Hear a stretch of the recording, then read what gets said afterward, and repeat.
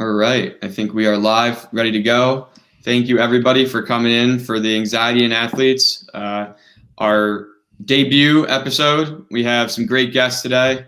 Really excited to bring this program to all of you at home and wherever you are. As always, I'm Tom Smalley, lead advocate for the IOCDF, strength and conditioning coach at Wagner College, and I'm looking forward for all of you to hear from our awesome guests. With me tonight, I have Dr. Robin Zasio. Dr.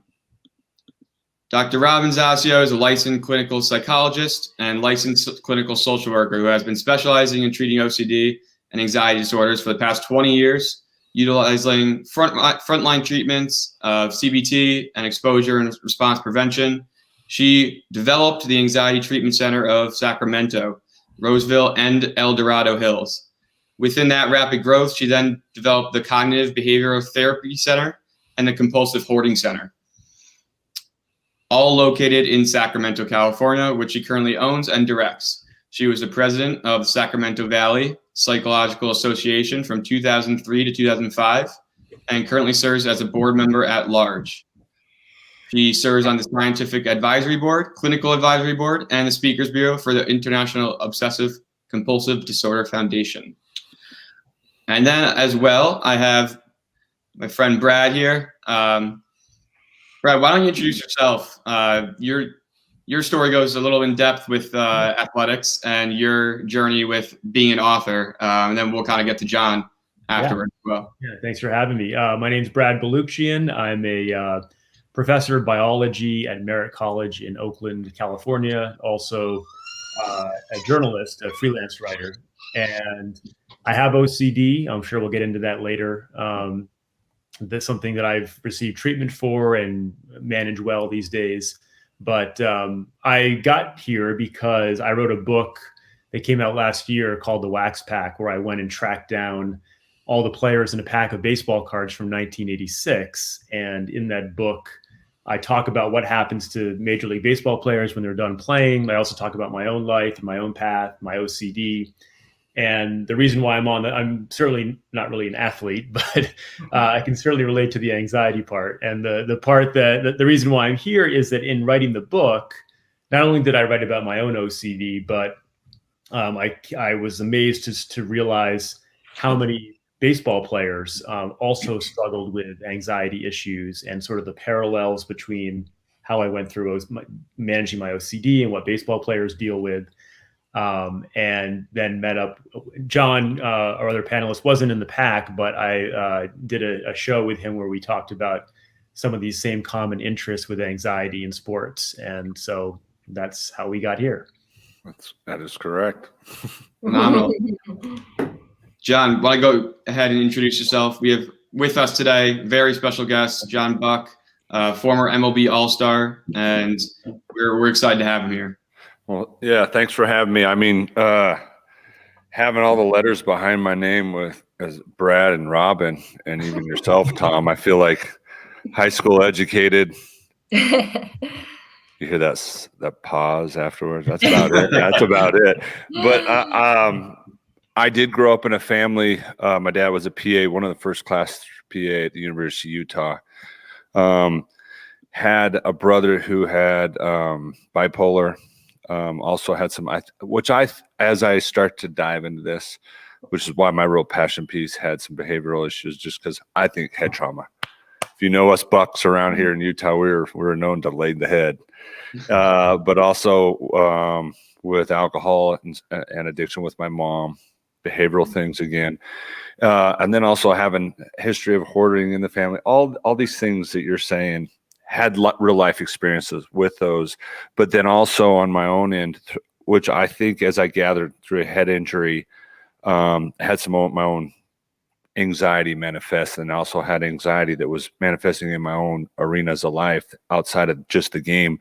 Never happened. Then it happened on the field, that it occurred because of my dyslexia or anxiety problems that I had that were learning disabilities that I think taught me in one way is to work hard, but I wouldn't see it as a plus in my life. You know what I mean? It was definitely a hindrance. It made things although definitely harder and there's benefits from it, I wouldn't say it's a plus, and I think that was because I was in that 1% athletes that learns how to do that where it gets misconstrued that it's, oh, I use it to my advantage. Well, I think that's just their verbal blah, blah, blah that comes up. It's not, it's if you live with it, right, Brad? Yeah. you're not, it's to feel like you got to throw the ball back to the pitcher. I gotta throw it back, or read in front of the class, or those things that manifest me. I got super interested because that was my own experience. I gained that confidence through athleticism, and then have it re-manifest later, and then now be dad. And I see this cesspool for obsessive compulsive behaviors that are either there on nervousness when those kids, because they're at the developing stage of that brain, it's so soft at 8. And we're throwing them in these travel ball scenarios with high intensity, getting their alpha brain up, like they're up there, and then they scream at them. And I'm seeing these cesspool of these areas to create, all these scenarios of anxiety or OCD or a little league version of post-traumatic stress syndrome. So what brought me to Brad, because his interest in those people in those ways, and then got to knowing him, as I do this youth work, that is my interest. I bring the baseball, being a major league all-star, what got me there, being in the zone, how to create the zone, how to help my thought process from an athlete standpoint to then maybe relay it through that lens, through your guys', like I said, well-decorated letters after your names. but also growing up with psychiatrists and stuff because of my brother, I was able to lean into that instead of, I know generally within the clubhouse, I ain't talking to that flipping shrink. The Astros are going to realize something's wrong with me. Having that stigma. So I learned to lean into it. So it's been something I've benefited from. So before we totally jump into it, I just want to remind our viewers that this live stream is not intended to serve as to replace therapy for treatment related questions. Obviously, we do have a licensed professional with us today, which is great, but let's be sure to work with your local provider and contact a local clinician. The IOCDF is not a crisis hotline. It should not be used if you are in distress. If you have an emergency, if you are feeling unsafe or suicidal, go to your local emergency room or call 911 or call the suicide prevention hotline at 800-273-8255. So as we jump into this, I like what you said at the end, John, about that worrying about, the organization that you were playing for, was worrying about telling them that you were having some mental health issues, because that's such obviously with the stigma that we're trying to decrease in sports of the mental health stigma. So many people are not reaching out for help because they're afraid of what their employer will think, of what the organization that they're playing for will think. I see it with college athletes because those coaches are deciding their playing time. So what was your experience like finding help? And Brad and Robin, you can kind of jump in with athletes that you've worked with and how we kind of bridge that gap to make sure that people are seeking the treatment, because obviously as coaches, we can't read minds, but we need to make sure that people are actually even seeking the treatment. Maybe I'll go first, just kind of keep it short, because I know where I was able to get a hold of my anxiety on that, recognizing it. I was able to recognize and lean into it for help, where I think where my brother, when he was going through it, like I said, when I went through it, my brother was having his bipolar and then also head injury, which I think was heavily added to his suicide. And then my mom more being addiction to pills and just wanting to escape, how that goes. I feel like I was aware when I started to spiral to where I'd learned to lean and go to that. Because I think where my brain couldn't take the stress, it was taking baseball. And then when I had those extra head injuries, and the simplest thing, it was like back to the picture. And the only same feeling I could feel was when I was dyslexic reading, I just read different. I would memorize it, which paragraph, because I couldn't read when the class got to me. So I'd count the 1, 2, 3, 4, 5, 6. Or 6. I'd go to the 6th paragraph. And sometimes I'd memorize the 5, 6, and the 7, because sometimes little Susie who reads so fast, she'd have their read too. So I had my catch-her game plan on how to do it. So it was so much harder to read than learn how to read without letting it, my brain jumble. And it became it's that same feeling when I go to read, that fear, that anxiety of it was the same feeling just to throw the ball back to the pitcher. So when I could trigger and relate that, I leaned into the team therapist where I know, I mean, that's the thing. The Chuck Knobloch to Sultan Makia to other people that I've talked about, been more vocal since then. It's that anxiety of it takes over your body in a way that it's weird. Fear does a weird thing. And and being able to understand that to the deepest level and then translate even the simplest things to little league coaches on the tee, what you're saying to that child in that zone moment, you're going to either make them in the zone or derail them. Like swinging at a high pitch, for a simple example. You see this time and time, the daddy ball, stop swinging at that high pitch. Your brain just saw a high pitch go by, rather than say, hey, what's your homer pitch? That kid's brain goes to the, simple things like that. So those are tricks that ebb and flowed into the way my brain felt with my mental health, that I saw that it helped with the game. I'll jump in. And John, I really appreciate, you sharing your story and your vulnerability and really, taking us back to childhood, because as you were talking, in so many ways, I don't necessarily think that it starts with talking with the coaches as getting the parents on board and helping them to understand that it is critical that you are encouraging your child in a way that is not perpetuating any OCD symptoms that they have. And, I'm always amazed, and Brad, I'm sure you see this too, that I will have parents call in and they'll say, my child has OCD and it's really severe. It's really affecting them and this, that, or whatever. And, we'll talk about, well, maybe the intensive program might be better serve them to kind of get a good dose of ERP. Oh, no. Well, we can't take them out of school. Like, no.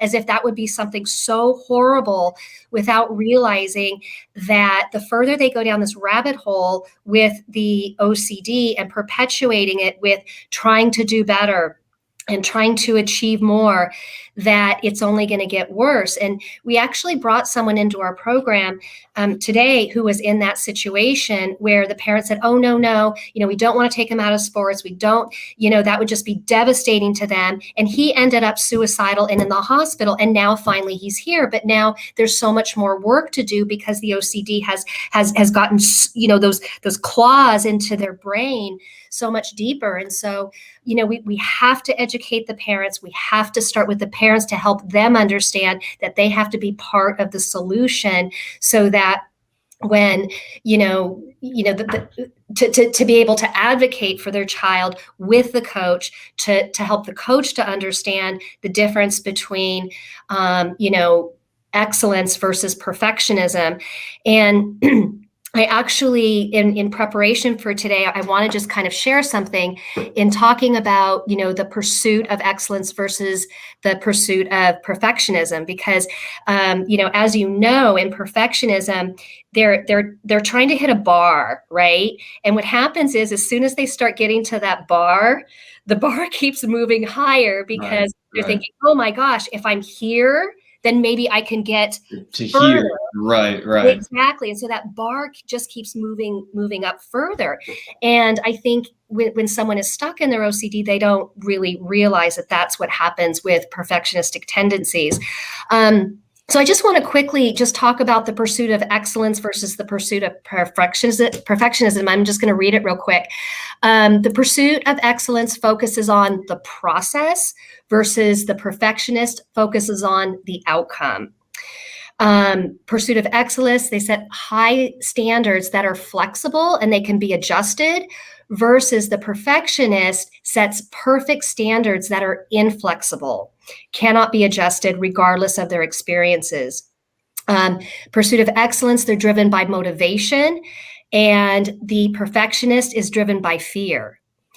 Excellence can be satisfied by a range of outcomes, versus the perfectionist can only be satisfied by one outcome, which is, as I mentioned, typically impossible. Pursuit of excellence, they view mistakes as learning opportunities, versus the perfectionist views mistakes as unacceptable. And then pursuit of excellence bases his or her self-evaluation on many characteristics, accomplishments, and values, versus the perfectionist. They're primarily looking at meeting perfectionistic standards and achievement.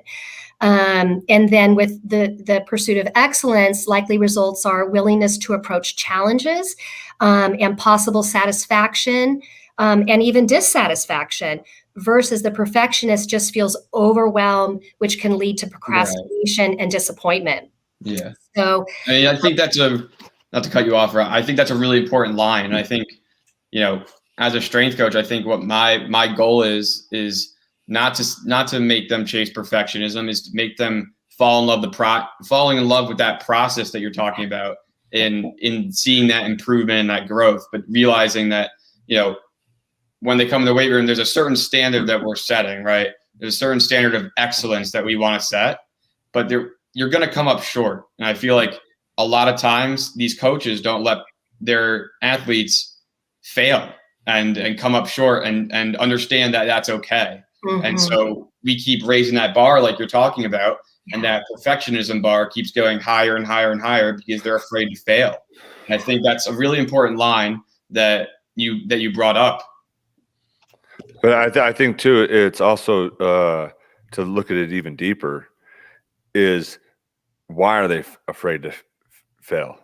So what's being done right after it? What's going on? Like, so, okay, swing and miss. At that moment, I have to collect data. And right now I see, as soon as this kid swings and misses and see that go by, it's what's dad looking at? What's dad saying? Before he can, boom. And it, rather than being in the zone, being in the moment, whether it's swinging a baseball or being in life, being, in your flow of life, whatever arena you're in, but you swing and miss, you fail. What just happened? What's the data? Without being, woe was me, or whatever the things that baseball, so beautifully brings out. Of just like life, you failed. What are you going to do with it? And that's where I was able to, for me to learn with health, I failed it with my mental health, because I was the poor little kid that threw the bat off the back of the concrete helmet and taught every poor little LDS kid around Salt Lake City how to swear.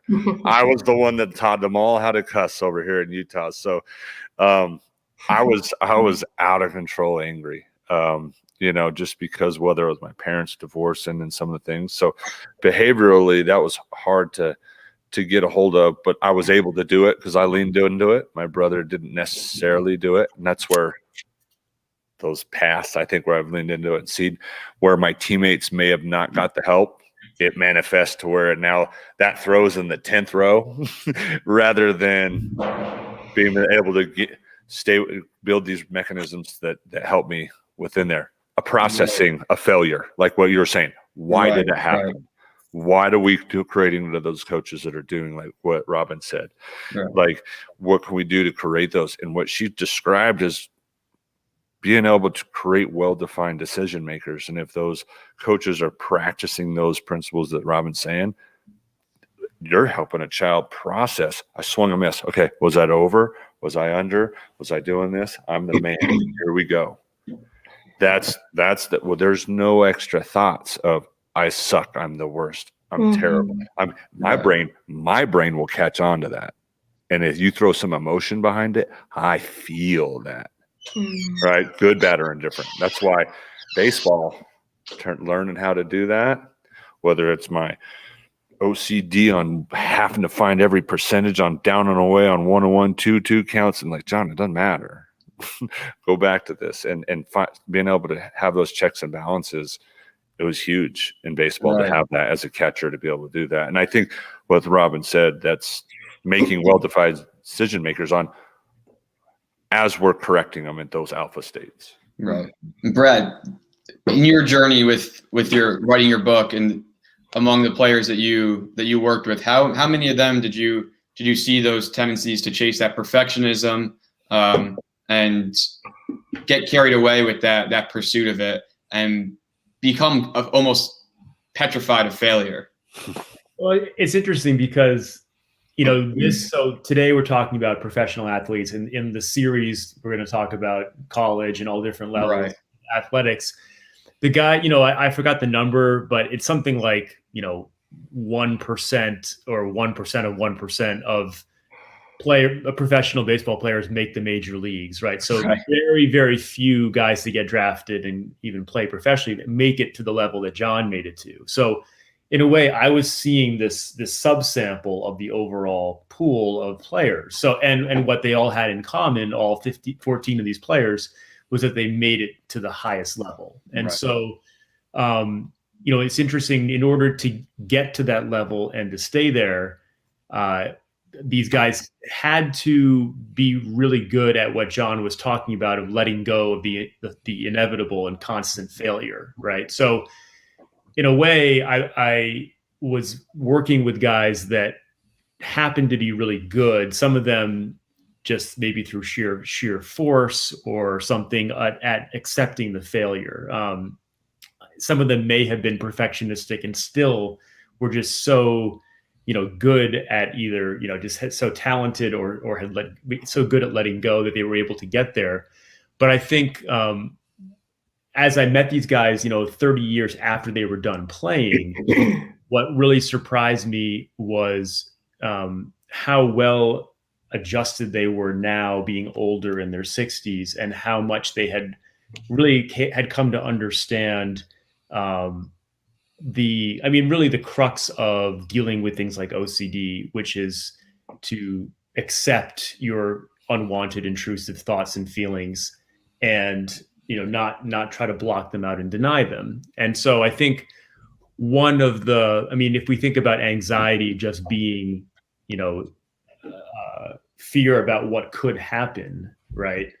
One of the players, this guy Don Carmen in my book, talked about how, when he's now a psychologist who works with current players, and he said that what he'll often do with those players is have them, rather than pretend like anxiety is not there or not coming, he would get them to sort of like exposure therapy, imagine what it's going to feel like when the failure happens. Imagine what that's and expect it to happen. Like he describes it as telling the player to look out at the ocean and see the storm clouds coming, because they're coming, right? And the more that they can do that and know that they're going to have to deal with adversity and unwanted feelings and thoughts, the better prepared they are when that actually happens. And so, I think that's really, the crux of those that are successful. It's about not running away from or denying or resisting the unwanted thoughts and feelings. It's letting them in, learning to accept them, and in terms of OCD, at least, not doing any compulsion that's going to try to make them go away. That's the exposure part. I mean, it sounds like what you're describing is very similar to ERP. With ERP, for those of you that don't know about ERP, exposure response prevention therapy is the most successful therapy for treatment for OCD. And what ERP is, actually, I would say Dr. Zasio could probably actually explain it better than I, but myself, having done it for 7 years now, is really leaning into that fear. Whatever the obsession is, you're leaning into that fear and you're sitting with that excruciating anxiety to see that that you can live with it, and kind of accepting it. Dr. Zasio, how many athletes have you worked with that have found success in ERP, and how do you think even in athletics, and how do we make parents and aware of the kind of treatment available for people that are struggling with OCD and other anxiety of failure? Yeah, so I've been specializing in treating anxiety disorders since 1999. So, about 22 years. And it's one of those things where 22 years later, I'm like, gosh, I wish I had kept a tally of, how many people with this type of OCD and that type of OCD and different anxiety disorders. So I honestly can't keep track. Yeah. In our program, we have approximately 32 people who come in a day for IOP level of care. So we're seeing a lot of people. The one thing that I do want to say is that we have listed some informational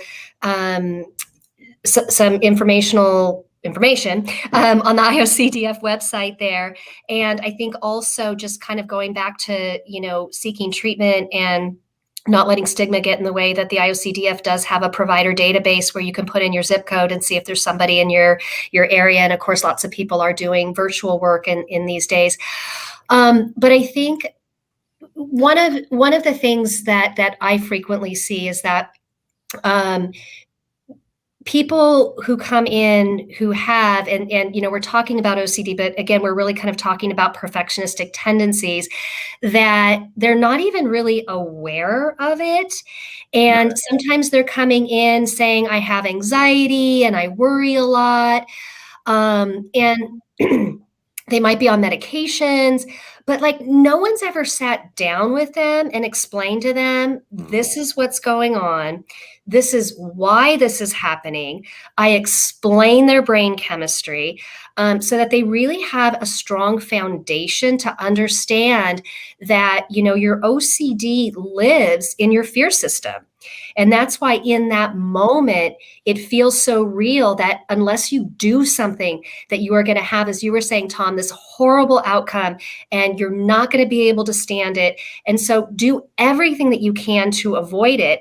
And when someone really gets that foundation, they understand it, ERP and Tom and John and even Brad, like I don't have OCD, but it's one of the hardest things you're going to ever have to do. But it's worth it. Right. And so, when you are engaging in an activity, and again, we're talking about that athletics, where you can get to a place where you're not obsessed with having to be the best and obsessed with having to, perform a certain way, you can get to a place where you actually enjoy the process. And ideally, that's what it's all about, no matter what level you're at in athletics. And I think that that's one of the things that we have to impress upon the person who has OCD, and also the parents, so that they can understand that your child is not enjoying this process. They are suffering and they are miserable because they can't achieve what it is that you're encouraging them unknowingly, oftentimes, to be able to achieve. But internally, they are not able to achieve that. And what is worse when, I call it a hamster on a wheel, like you're working really, really, really hard, but you're just not getting anywhere. So educating and knowing that there's nothing wrong with going to therapy, that no one is saying that they don't want you to do well in your athletics, that, again, we want you to excel and do the best that you can, but not to have OCD being the controller of that, and that we want you to be in control of that decision-making process, which, Tom, you were referencing, and John, you were too. Right. And I think it's important to note, I see Sarah Fernandez saying that she liked how you mentioned that it's good to have an explanation of what's going on. And I think as much as we can is really about the education of especially the parents. As John was saying before, is the kid's swinging, and when he finishes his swing, he's looking at his dad. The expectation of parents can really shape how a youth athlete's career how it goes. What is their influence on John? What have you seen as their influence on the actual players? And that's kind of it's made after having a professional career and dealing with those stresses at the highest level, right? And seeing them micromanage. I didn't have OCD, but I had anxiety things, and my brain would OCD-ish on things, right? I never really got diet, but I saw those things, those tendencies in my brain where I leaned into them. Did I get a diagnosis? I don't know. I never waited around because it was, but having leaned into that, it helped me where I wasn't even necessarily diagnosed, but maybe it became it because I got tools to where I was able to stop it. But what also seeing the youth now, right, with my own life, now seeing the youth, hearing what it's talking about, having the knowledge and also the coaching knowledge I have now, when I'm seeing, because as a catcher, I control the energy. I can feel that catch, that hitter. I can feel the pitcher, right? But I can also feel these children the same way. I can see the kid cracking his knuckles, taking the deep breaths, and some of the things that I'm like, oh, that child is having an episode right now. And it's fun because I can go up there in the manner that I talk to them and the way that I can slow their brain down. So I'm aware of that. And it's sad because some of the parents are not aware of this. Right? I'm making them aware of them during these games that are so locked into them getting this hit. I'm like, hey, did you see little Johnny step out 3 times and take the breaths or those things that my eyes, because I'm not watching the same thing these other parents and coaches are watching. Yeah. I'm very fascinated on this because I feel like you're operating in a wavelength that you said it breeds this.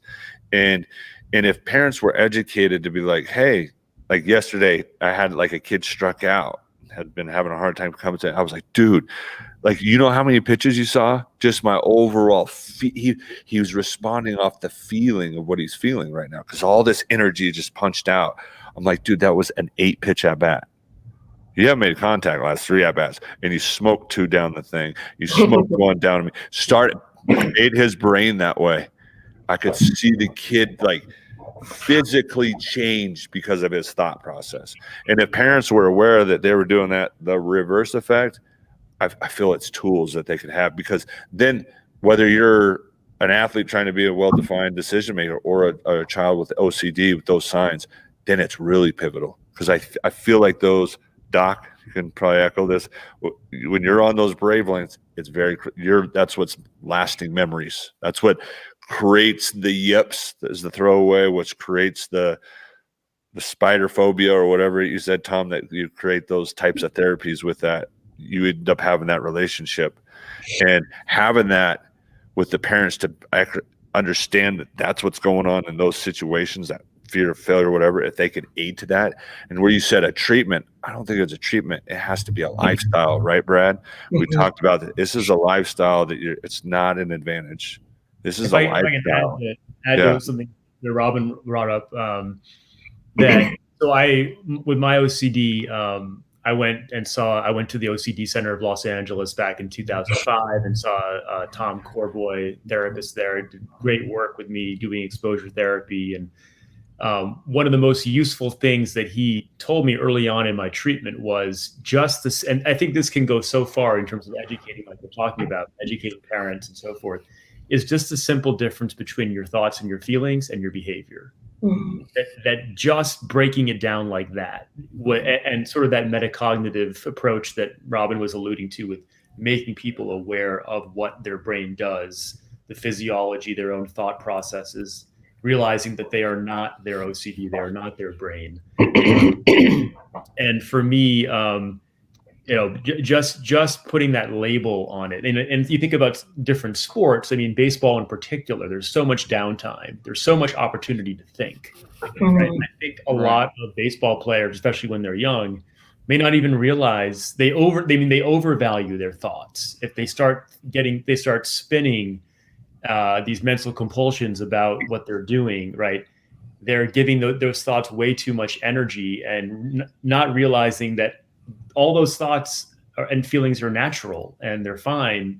The existence of them is fine. How you respond to them is what makes the difference, right? And baseball is a game about, like every sport, it's about action, ultimately your behavior, your action on the field determines the outcome of the game. So if you can put the emphasis on the behavior and the action, and de-emphasize the importance of the thoughts and the feelings, in the sense that you know how to respond to them in a way that's going to maximize your behavior, that to me is the key. And so the more we can teach parents and young people that, it's natural to have these intrusive thoughts and these anxiety-provoking thoughts, the more I think will help them not be a prisoner to them. Mm-hmm. Yeah. And I think too is learning the process, Brad, where you said that therapy where you see yourself in that moment. I had, I guess, a way of that I did it with Tim Cousins, a catching coach that I had it when I was going through this. Is we literally went out into the mound and I practiced. As silly as I'm a professional, I was a all-star catcher. I'm out there at early work practicing throwing the ball back to the pitcher and experiencing that, feeling it. The funny thing is I never threw one away. I never had one where like Chuck had an experience. I was never had that one. So but it was right around the All-Star game, right before I had head injury. Is there head injuries and things that you've found, Doc, that may induce more of those behaviors, Brad, and that you would have, or head injuries that can induce that type of behavior type things? I don't know, Robin, if you know anything about that, but it's not really my area. It's not really my area either, but I've definitely seen people who have had head injuries who have actually developed OCD symptoms after the head injury when they purportedly didn't have them before. But that's usually out of my scope of practice when we're dealing with kind of those issues. I think it's important to note just that, with OCD, you're either, if you can't be a little OCD, you have obsessive compulsive disorder, you're diagnosed, or you're undiagnosed, but you have OCD. And we understand here how debilitating it is. And that's the stigma that we're trying to break, is that it doesn't help. Like John was saying, that it has to be that lifestyle of accepting the OCD and just having to live with it doesn't help your career. It's the ERP and that piece is so important. I know for me personally, ERP saved my life. Mm-hmm. I was at a place where I was doing 12 to 14 hours of compulsions a day. That leaves 10 hours a day of sleep, school, my athletic career, and anything else I wanted to fit in 10 hours a day. So right then and there, that shows how much OCD can take away from us and how little it leaves us to, right? It attacks everything we love and cherish. And, I think that's one important thing to note, is that it doesn't leave any stone unturned, right? It attacks everything we love. And I think one thing we need to recognize is that it's still misunderstood by so many coaches and so many organizations, and so many parents. And that's what we're trying to do here, is really educate, the future generation now about what OCD is. So then, 20 years from now, we have that knowledge, and we can put people in places like your treatment center, and have treatment available for these athletes that are actually struggling. And I think, what I really would love to see is having colleges have those psychologists, and seeing those organizations, those professional organizations, keep adding mental performance staffs and licensed professionals, because we're seeing right now how vital it is, especially with the COVID pandemic, of how many athletes regressed mentally and not just physically. And I think it's starting, that uprising is starting of oh, we need to pay more attention to this, but it's still not enough. I want to quickly, Stephanie asked, can you talk about the brain's role in OCD? Doc, if you want to kind of touch on this a little bit, I think that would be kind of your area of expertise. Yeah. So, basically, as I mentioned, when people come in, not just for OCD, but for anxiety disorders, I walk all of them through the brain chemistry, because so many people come in, we're talking about OCD in athletes, but as many of us know, OCD can manifest in so many ways. And so people are really beating themselves up. What's wrong with me? Why can't I stop this thought? Why can't I control this? Without realizing that it's not about trying to control the thoughts. It's about allowing the thoughts to come in and actually not attend to them. And the more that you try to control them, the less control you're going to have, because trying to think about not controlling them means that you have to keep thinking about trying not to control them. So there's that rabbit hole again. But essentially what I kind of tell people is, look, everybody has anxiety, okay? It's the human condition. It keeps us safe in the world. So if you're on the freeway, you start veering over to the side of the road, immediately your sympathetic nervous system starts alerting you that there's danger and you need to take action to be safe. That fight or flight. Yes. Sense, yeah, for sure. And so when we get anxious, there's actually a center of our brain called the amygdala that gets activated. It shoots a signal down to our sympathetic nervous system saying, oh my gosh, danger, do something. And so the person will either, as you said, Tom, fight or flight. Well, what I explain to people, and I'm doing a super condensed version here, but essentially what I explain is OCD lives in that same system that keeps a person safe in the real world. And that's why when OCD is activating, it feels real to the person. And right. If I don't perform in this way, if I don't do this in a certain way, it is going to be so catastrophic.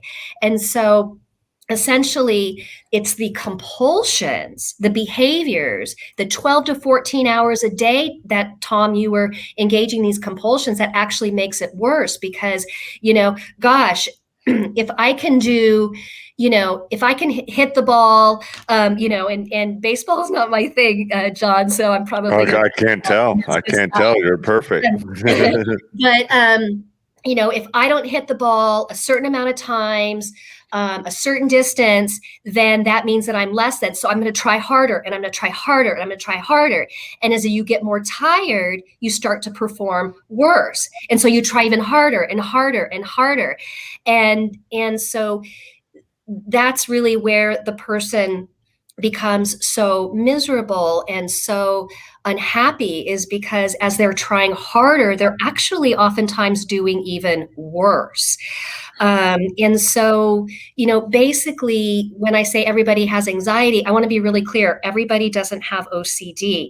But if you understand that OCD lives in that same anxiety cycle, then one can understand that that's why in that moment it feels so real that you need to do these things in order to perform in a certain way. And I think once people understand that, it really validates why they are struggling so much. And one more thing that I just want to say is that I think also what happens is athletes tend to sort of hang their image on their role as an athlete and how well they perform. And they forget that there are other parts to them. They might be a father, a brother, a sister, a homemaker, a web designer, whatever it is. Right. But as human beings, there are so many different parts to us. And, some of the work that we do with people with OCD is really use their values to drive doing the ERP, because it's not just about you being an athlete as it is you really embracing all the other values in your life and all the other roles that you have, and being able to create that balance in your life so that you have that fulfillment as a human being. And I think that's one thing that really sometimes can get missed. And the last thing that I want to say, just in terms of people seeking treatment, I agree with you, Tom, that I think it's just so important to have, not only coaches who are educated, but also professionals that athletes in colleges or high schools can see. But it's so important that they are educated in ERP because, Brad, I'm sure you see this all the time, but we have so many people that have been in years of therapy, talk therapy, psychotherapy. They've tried EMDR, they've tried brain spotting. And I'm like, how did they not get to ERP? Like, how did they try everything else? And sometimes I think it's because it's like, ooh, I don't like that ERP thing. So try everything else and see if it works. But I think as professionals, it is our responsibility to recognize what our limitations are and what we have training in, and not try to help people who we don't have that training in. And so, part of this series, part of everything that the IOCDF does is really promoting that awareness. Like, I think with depression, there are different treatment modalities that a person can use. There's not just one single one, but at the end of the day, OCD is ERP. Yeah. Don't try something else. It's not going to work, and it's going to perpetuate feelings of anxiety, depression, hopelessness, and for some even suicidality, thinking that, what, I'm never going to be able to get to that place that I need to be, and why live, kind of thing. Right. And I think especially the talk therapy thing for OCD is I like that you brought that up, Robin, because I know myself personally, I went through 3 different licensed professionals that said they treated OCD, but in reality, they didn't specialize in ERP. They didn't actually know how to put me through a CBT session. And I had a therapist who told me every time I had an intrusive, unwanted thought to slap my wrist with a rubber band. Right. And just, like things like that, where it's like, we're so close, but yet we're still not there. Like, we still have a ways to go with the fact that we need to make sure that people know which treatment that they need to seek out.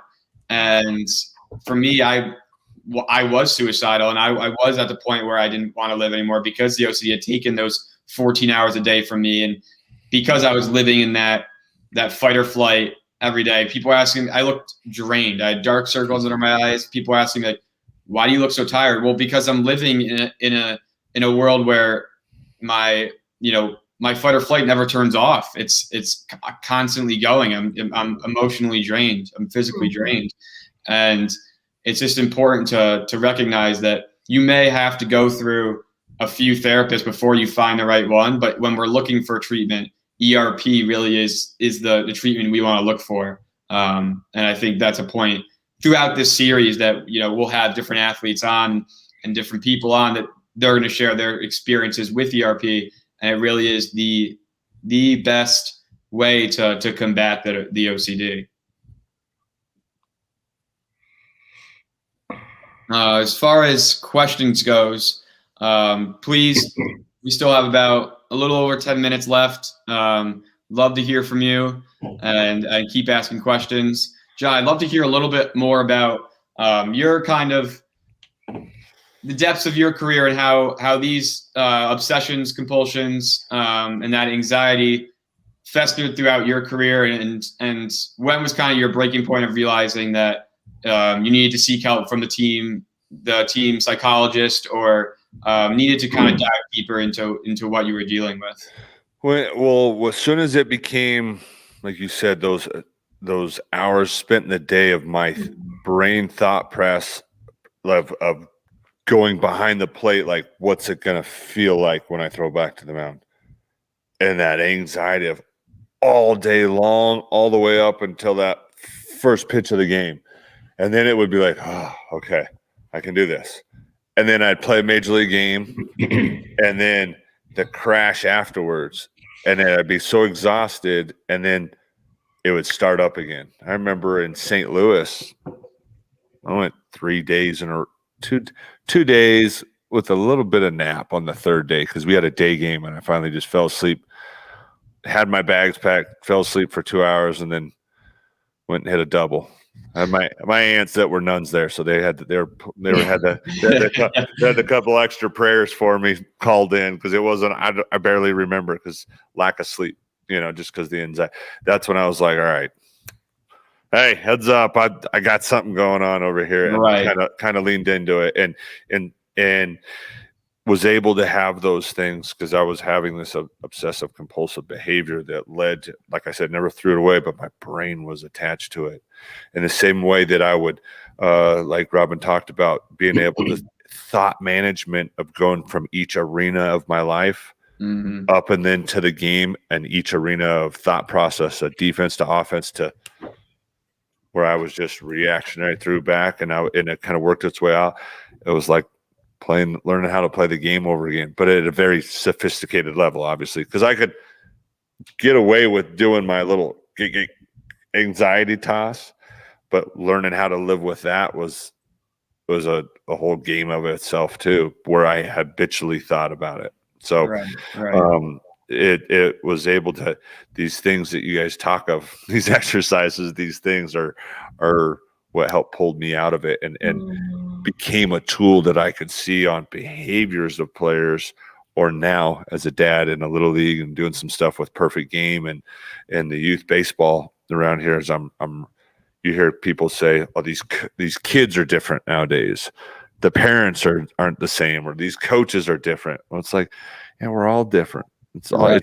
the world is weird right now, and the last thing we need to do is to be screaming at these kids in a moment. They need to have some enjoyment in their life, not more stress at the most alpha state of your brain.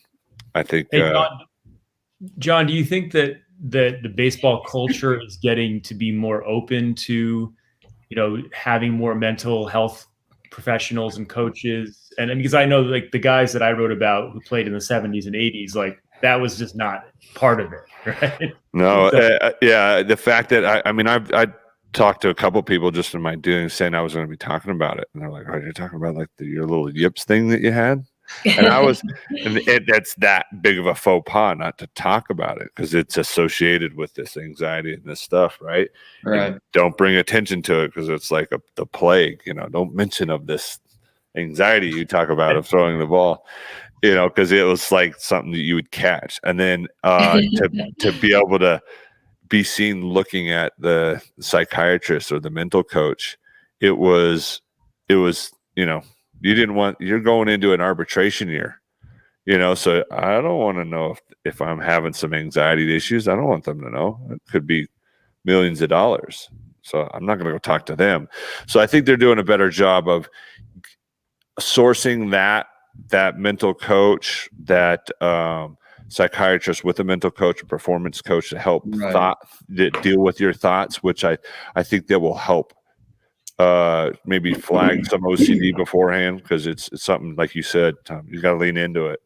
You got to be able to face it because it's a thing, and to swallow it, and however degree it is as an athlete, that's hard to do because we're full of egos over here as athletes, and good thing with OCD, I think, is that you can have remarkably quick results when you do the exposure therapy. There's really fast turn. In 3 or 4 months, that my turnaround was amazing, and that's one of the upshots, I think, of treating OCD versus maybe some other anxiety disorders. What do you think that is, Robin? Brad? Do you think, for me, when I'd go out there and get comfortable in each stadium, it was like, I'm not going to die. I can throw the ball back. I'm good. It was like, you know what I mean? In each stadium and every city I went into, and it almost became, I'd go do that form of that type, CRP therapy, whatever you call it, right? And where I go live it and feel and be in the moment of that fear until it was like, okay, worst part of my day. And then, like I said, all right, here we go. But my thought process all day long was always the challenge. Well, you're essentially sort of rewiring the brain is what you're doing.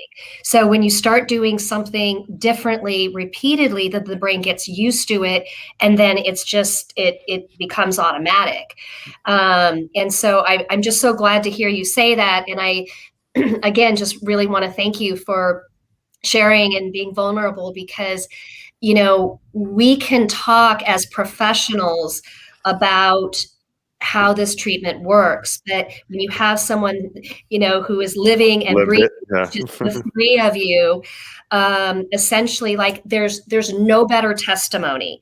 We have the research that supports it changes the brain chemistry. We have the research, for those of you who are listening, ERP is evidence-based, meaning that we can literally prove scientifically that the exposure therapy changes the brain chemistry. And there's no other treatment out there that does that. And so, there's only one good thing about OCD, and that is that it's treatable. But that is that is it. And again, I think we're all trying to really send this message that there's nothing good about embracing OCD, about something good in your life. If you're going to embrace OCD, embrace it as something that you accept, that it's a part of you, it's not who you are as a person, and that it is treatable. Right. So, I think, not to cut you off again, Robin, I think one thing that you've touched on as well is identity. And a lot of athletes kind of, after their sport, after they're done, kind of not knowing what their identity is. And I felt that with OCD is after treatment, having that trouble with who I am, because I lost so much time in treatment and not knowing who I am. And I think that was something that we all kind of struggle with after we go through treatment, is now, I'm going to have this for the rest of my life, but I'm at a point where I can do maintenance work and live with it and live a meaningful life. But what is that meaningful life going to entail? And that was kind of one of the things that I struggled with, was who am I? And I think that's kind of a leeway into what one of the questions down there is, what are some evidence-based treatment strategies that coaches can implement in their practice and games? And like you said, obviously coaches aren't certified or licensed professionals that can provide ERP. But what coaches can do is just listen and start the conversation. Maybe this isn't evidence-based, that start being open can influence their athletes to seek help. But I can tell you that if you as a coach are shaming mental health and putting it on the back burner, your athletes are way less likely to seek treatment or seek any sort of help because of that shame and guilt you're building in your organization and your program. I think one thing that I've taken with me every stop where I go as a strength coach is that the weight room is not just character revealing, it's character building. When we come in here, we're building our identity, and we have an open policy of like, I want you to be yourself. I don't want you to be someone that everybody else expects you to be. I want you to be yourself and be open and honest about who you are and learn about yourself. And while you learn through that process of competing and training and falling in love with that process, I want you to learn about yourself too and build that character. And I think, the more we can, as an athletics unit, coaches, athletic trainers, administration, and other athletes show that mental health should be accepted and should be a real talked about topic, the more so that we'll decrease that stigma and that guilt of, oh, my coach might think less of me if I seek treatment. And now we have treatment available, and now we have people trying to meet that treatment. And within that combination, now we can start helping people more. And then as an athlete, get back on the field quicker. Right, exactly, and correctly with the right tools, I think. Exactly. Deal with what there's a difference between being on the field, as you know, John, and being on the field and present in the moment and enjoying your sport and competing at the highest level. that you're willing, that you're able to compete at because you've worked for that moment your whole life. And I think it's about being sustainable, having a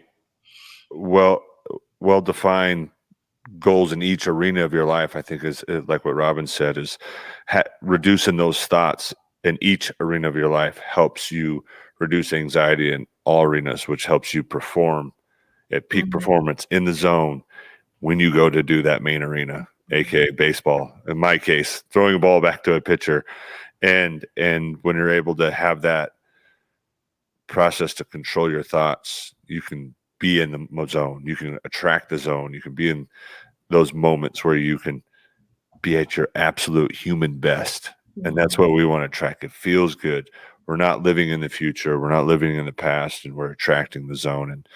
And as athletes, that's what we want. And then also trying to avoid the anxiety and obsessions of things of living in the future, the past. It's feeling that moment of being in the moment and attracting that. And I think those are things that I've come through from the likes of help with people like Robin. When I was in the play-in, I was able to catch that because before it became big, because of the things I saw manifest with my brother and my mom, I attacked that mental health and took it seriously. And luckily, I'm a good story.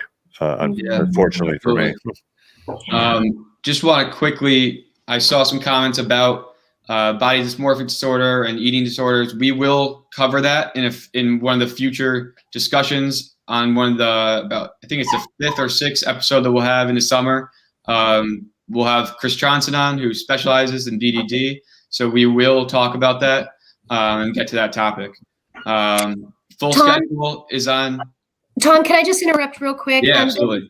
It sounded like there was a mom that was asking about her daughter that has OCD and has now developed an eating disorder. I just want to quickly address that because for this mom, I would strongly recommend that you have your daughter evaluated for treatment for an eating disorder, because OCD is behaviorally activating and it produces anxiety because you're confronting your fear.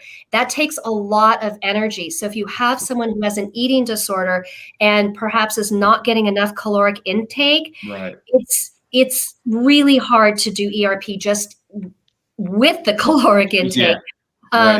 So from our perspective, if somebody comes in with both, we have the eating disorder treated first. And once that's stabilized, then we work on the OCD. So I just wanted to address that. No, that's great. That's great information. And that's something that, as a professional, you would know. And I'm glad you shared that because that's really important. And you're right. Even with the caloric intake, adequate caloric intake, it's draining. So I can't even imagine what her daughter is going through. Just some announcements. We do have some great programming this week, the Faith and Mental Health Conference. You can register online. It's free. Take our anxiety and athlete survey. It is on our website that will be announced very shortly, anxietyandAthletes.org. And as always, join the Peace of Mind virtual community at IOCDF.org/peace of mind. You can view the whole live stream schedule. Chris Johnson has a new series going on called Chris's Corner. It's excellent. Definitely suggest looking into it. And we were happy to have you three as guests. This was phenomenal. And I'm looking forward to continuing this conversation about mental health stigma in athletics. Well, thanks for having me, Tom. I appreciate it. And Brad, thanks I'm glad I was able to rub elbows with you to come amongst these well-learned people of yours. Thank you. Thank you, guys. Take care, everybody. Thank you.